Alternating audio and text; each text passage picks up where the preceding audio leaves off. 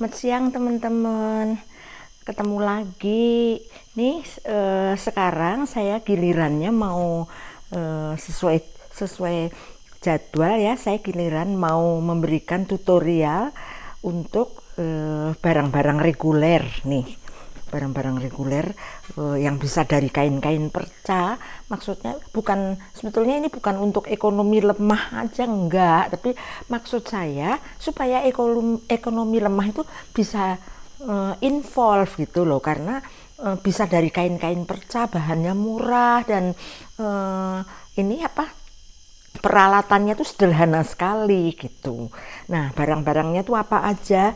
Itu cempal ya, atau pegangan panas ya. Ini bebek, ini berupa bebek ya.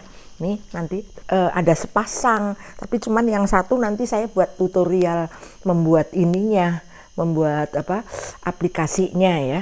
Nah, terus nih badut. Nah, ini badut juga nanti yang satu untuk tutorial aplikasinya ya teman-teman. Terus ini nanas.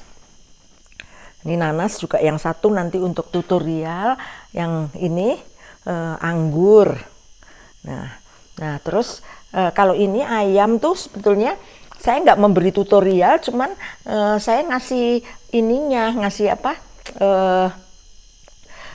polanya nanti supaya teman-teman bisa. Karena apa? Karena ini saya nggak ngarang sendiri gitu. Ini nggak tahu, saya jiplak dari orangnya jiplak lagi dari mana, mungkin dari Cina ya asalnya, nggak tahu. Saya takutnya nanti kalau saya ngasih tutorial disangka plagiator. Itu yang saya ngarang sendiri aja, yang saya kasih tutorialkan. Tapi sebetulnya prinsipnya sih sama aja gitu loh. Terus sebetulnya desainnya juga masih ada lagi yang saya ngarang sendiri. Ada pisang, ada kelinci, cuman nanti itu bertahap lah ya. Jadi sekarang 4 aja dulu yang saya tutorialkan. Nah, tapi sebelum saya ngasih tutorialnya, tuh saya mau ngasih penjelasan sedikit. Mungkin section ini tuh saya mau ngasih penjelasan mengenai spesifikasi. Saya kan kemarin bilang barang reguler ya. Nah, saya mau ngasih spesifikasi tentang barang reguler dan barang antik gitu loh. Barang antik tuh saya sendiri yang ngasih nama. Terus sebenarnya maksudnya tuh ya handmade itu. Jadi saya kasih nama barang antik, terus ada barang reguler. Terus saya mau ngasih penjelasan apa sih kriterianya, jadi spesifikasinya. Jadi supaya teman-teman tuh tahu arahnya mau kemana gitu. Mau ke arahnya mau ke reguler atau ke barang antik gitu. Supaya tahu arahnya gitu loh. Nah, dan sama pangsa pasar nanti saya mau ngejelasin sama pangsa pasarnya ya. Jadi supaya ini apa, supaya lengkap, jadi supaya optimal gitu. Saya ngasih tutorial tuh supaya optimal, bisa dimanfaatkan bener-bener gitu sama teman-teman. Berdasarkan pengalaman saya, nanti juga ada pengalaman saya yang pokoknya yang sekarang saya sadar kesalahan saya itu di mana gitu loh. Sebetulnya itu ya, sampai misalnya ada ya rugi ya, orang-orang dagang tuh suka ada yang rugi, ada yang ini. Nah, kesalahan saya di mana nanti saya jelaskan semua supaya teman-teman tuh siap gitu. Nah, sekarang saya mau menjelaskan spesifikasinya, apa sih itu barang reguler, apa sih itu barang antik. Barang antik tuh saya sendiri yang ngasih nama loh teman-teman. Yaitu sebetulnya maksudnya handmade itu. Nah, sebetulnya teman-teman bikin tuh ya supaya tahu dulu arahnya gitu loh. Arahnya mau kemana, mau ke barang antik atau mau ke reguler gitu. Nah, kalau barang antik itu yang handmade ini maksudnya ya, itu nggak ada harga patokannya gitu. Jadi nggak bisa orang lain yang menentukan ini harganya berapa ya kira-kira kalau saya jual. Nggak bisa, itu kita sendiri yang, karena itu nggak ada patokan. Kalau handmade itu nggak ada patokan. Jadi kalau misalnya kayak saya jual 100.000, terus orang lain dengan jenis yang sama dia bisa jual 10.000, masa bodoh gitu loh. Gimana saya mau laku nggak laku, itu gimana saya yang menentukan gitu. Nggak ada patokan harganya untuk barang antik ini gitu, untuk handmade ini. Orang lain jual 10.000 ya salah sendiri. Kamu kenapa tuh kamu jualnya ke pasar atau ke bis atau ke pinggir jalan, salah sendiri. Kalau saya jualnya ke bos gitu. Jadi gimana kita gitu ya teman-teman. Jadi nggak ada harga patokan. Nah mungkin ada juga yang mungkin buat hiburan aja. Nah itu bagus buat hiburan, nanti dia bikin sebagus-bagusnya. Nanti kalau ini ada yang ulang tahun dia kasih buat hadiah, itu kan menyenangkan orang lain juga menyenangkan diri sendiri, itu juga bagus, itu juga menghemat juga. Mestinya kita keluar duit untuk ngasih kado, ini kan kita bikin sendiri, orangnya seneng gitu ya. Nah itu kedua. Terus satu lagi yang barang reguler tuh kriterianya gimana gitu loh.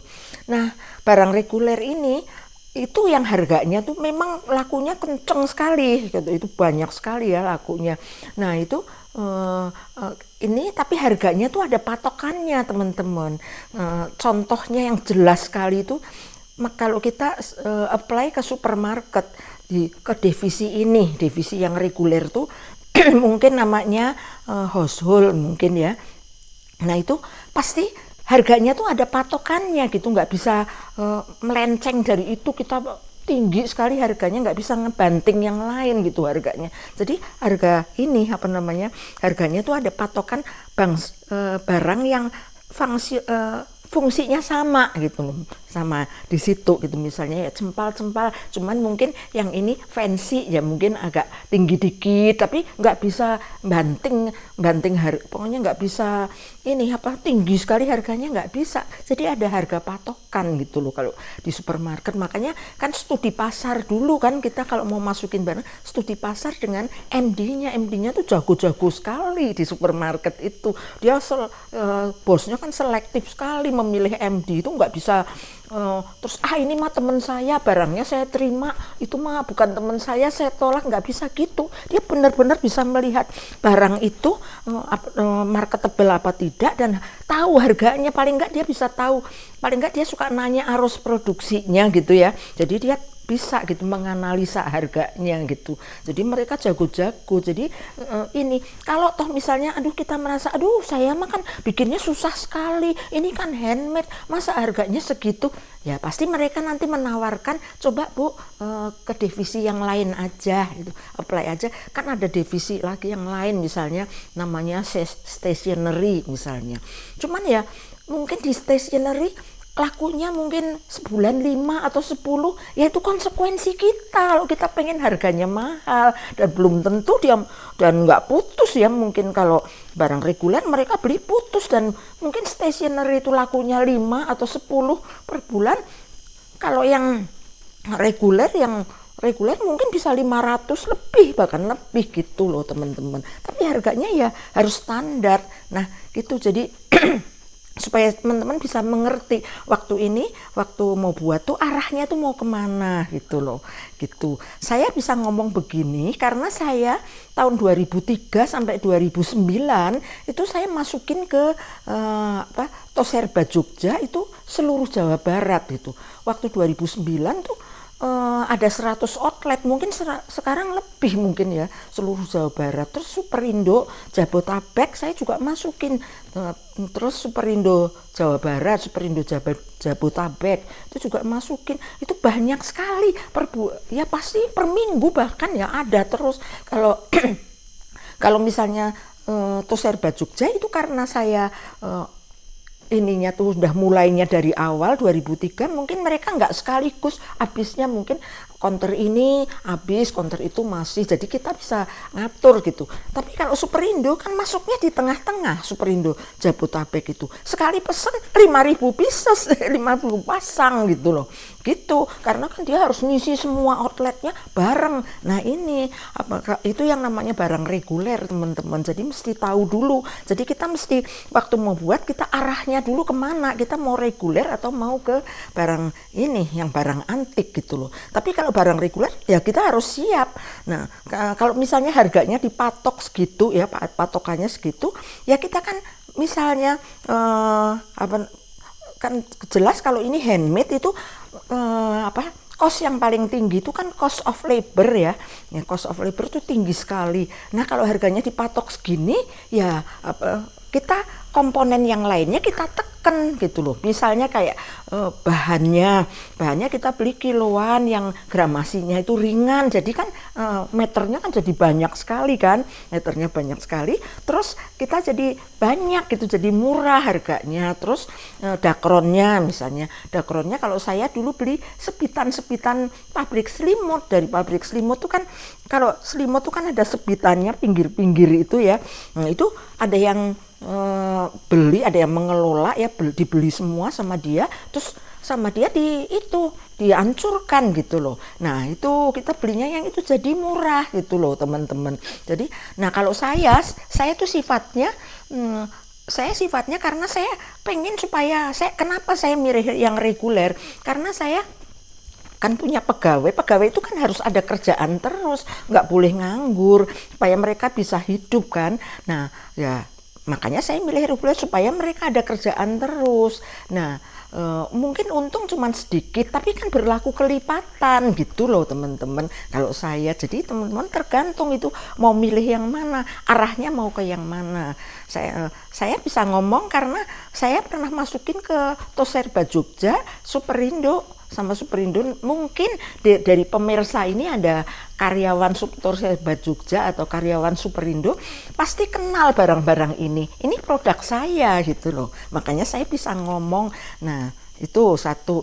Terus kesalahan saya yang terbesar ini supaya teman-teman juga tahu, jadi bisa mengantisipasi ya. Gini yang paling susah sekali itu sebetulnya itu stok bahan baku teman-teman. Benar, stok bahan baku itu susah. Mungkin pabrik-pabrik lain, pabrik-pabrik juga mungkin merasakan begitu ya. Karena apa? Kalau banyak, kalau sedikit mungkin kita bisa kontrol ya. Kalau udah banyak sekali kan susah. Makanya makanya harus dari awal tuh harus kita ketat sekali sama karyawan gitu soal stok bahan baku. Kalau perlu khusus yang stok bahan baku itu digaji lebih tinggi, karena justru itu yang lebih susah. Mereka kebanyakan nggak mau itu karyawan tuh suruh ngurus bahan baku. Pasti mereka senengnya tuh penjualan, terus ini administrasi gitu kan, senengnya gitu.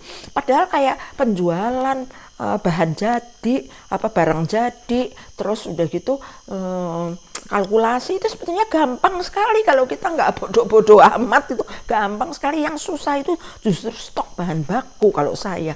Mungkin pabrik-pabrik itu juga tahu, itu pabrik-pabrik garment tuh tahu tuh, karena apa? Terus numpuk nanti tahu-tahu wah ternyata kita rugi banyak di bahan baku stok. Nah itu yang saya tekankan teman-teman. Jadi ya ini aja yang saya kasih penjelasan singkat dulu ya mengenai pangsa pasar ini. Pasarnya bagus sekali, rame sekali saya. Lah itu Superindo sampai ngorder sampai 5.000 pieces, 5.000 pasang. Tahun berapa saya lupa. Pasti karyawan Superindo ada yang ini kan, ini medsos kan, ada karyawan Superindo yang nonton, mereka pasti ingat barang-barang ini. Terus Toserba Jogja yang jelas saya dari 2003 itu sampai 2009. Nah itu gitu aja teman-teman yang perlu saya kasih penjelasan supaya teman-teman tahu gitu. Jadi kalau misalnya untuk barang antik tidak ada patokan harganya, kita bukan orang lain yang menentukan harga, kita sendiri gitu loh. Kita mau jual 100.000, mau jual itu gimana kita, terserah. Orang lain mau jual 10.000 ya nggak apa-apa, terus biarkan aja. Kita laku nggak laku itu mah risiko kita sendiri gitu loh teman-teman. Nah saya kira segini dulu. Nah nanti tahap ini sebentar lagi saya bicarakan mengenai pola dan cara pembuatannya ya teman-teman.